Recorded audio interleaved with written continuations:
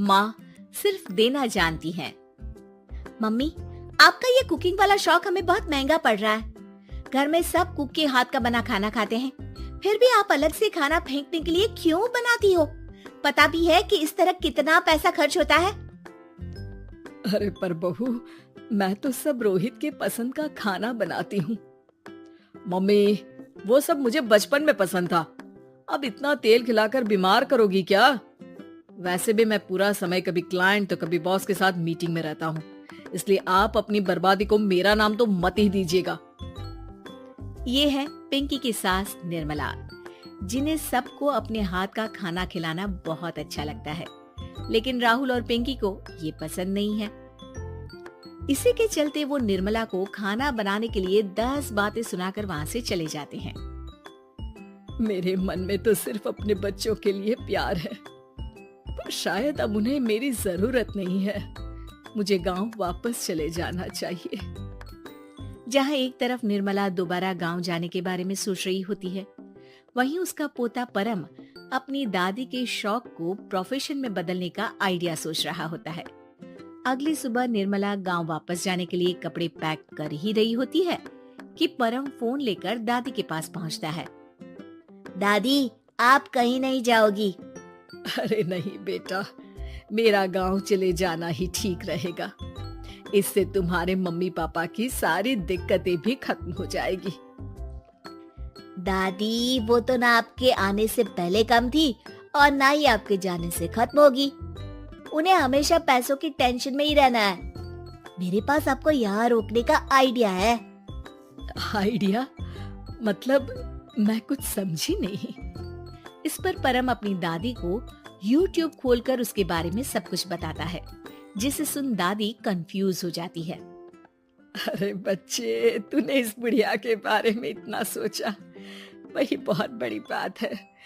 देख, मुझे ये सब समझ में नहीं आता, तू मुझे जाने दे बेटा।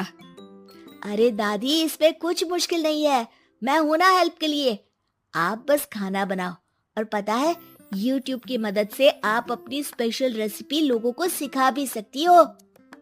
अच्छा, ऐसा भी हो सकता है?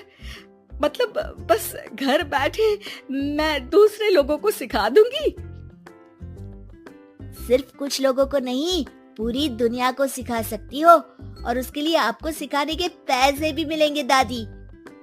इस पर बहुत देर तक दादी को YouTube के बारे में समझाकर आखिर में परम उन्हें कन्विंस कर ही लेता है, जिसके बाद वो गांव जाने का प्लान कैंसिल कर YouTube चैनल शुरू कर देती हैं। हमने ये शुरू तो कर दिया, पर इससे कहीं रोहित और पिंकी को दिक्कत ना हो बेटा।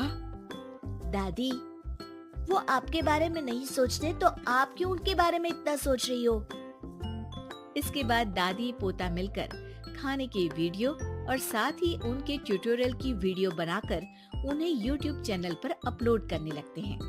सब खुशी से चल रहा होता है कि कुछ हफ्तों में ही पिंकी को इसकी खबर हो जाती है। हमारी पीठ पीछे घर में ये सब क्या चल रहा है? अरे मम्मी, आपको तो अपना टाइम पास करना है, पर उसमें मेरे बेटे का फ्यूचर क्यों खराब कर रही हो? पढ़ाई के टाइम आपके साथ किचन में लगा रहेगा तो फेल ही हो जाएगा ना। वैसे इस YouTube वाले के शौक के लिए आप जो फैंसी डिशेस बना रही हो, उसके पैसे कहाँ से आ रहे हैं? मम्मी, आपको हमेशा पैसों की चिंता ही क्यों लगी रहती है? और रही बात मेरी पढ़ाई की, तो आपसे ज्यादा दादी को उसकी चिंता है, इसीलिए मेरी पढ़ाई के बाद ही वो ये काम करती है। परम, अपनी मम्मी से बात करने का ये कौन सा तरीका है? और मम्मी ने पैसों के बारे में कुछ गलत तो नहीं पूछा? जब घर में हम दोनों कमाते हैं तो ये पूछने का अधिकार तो है कि पैसे कहाँ इस्तेमाल हो रहा है। मम्मी का ये जानना जरूरी बनता है। पापा, आप अपनी मम्मी से कैसे बात करते हो, ये तो मैं देख ही रहा हूँ। तो आपके मुंह से ये बातें तो अच्छी नहीं लगती। और रही बात पैसों की, तो आप दोनों हर समय मुझसे दूर रहने के कंपेंसेशन में जो पॉकेट मनी देते हो ना, हम उसी से ये सब कर रहे हैं। इस पर परम अपनी दादी को लेकर वहाँ से चला जाता है, जिसके बाद पिंकी और रोहित YouTube चैनल बंद करवाने की बहुत कोशिश करते हैं, लेकिन परम ऐसा होने नहीं देता। इसी तरह महीने बीत जाते हैं। पर चैनल का कुछ खास ग्रोथ ना देखकर निर्मला निराश हो जाती है। हम इतनी मेहनत करते हैं, फिर भी आज तक मैं तेरा 1 रुपया भी वापस नहीं कर पाई।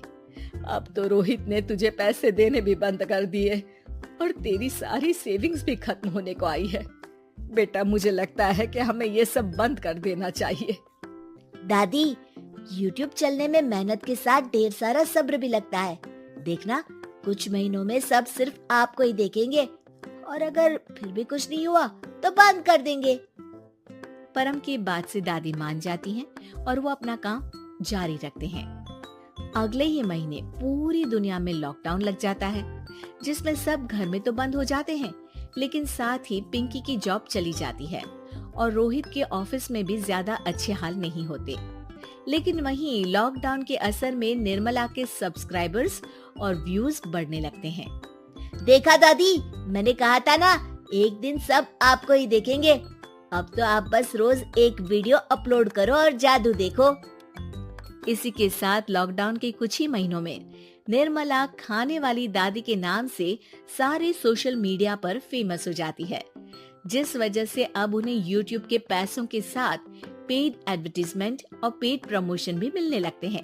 उन्हीं पैसों की मदद से निर्मला अब बेटे बहू की नौकरी ना होने पर घर का खर्चा भी चलाने लगती हैं, जिसे देख रोहित और पिंकी को भी अपनी गलती का एहसास होता है और वो सब मिलकर निर्मला को सपोर्ट करने लगते हैं।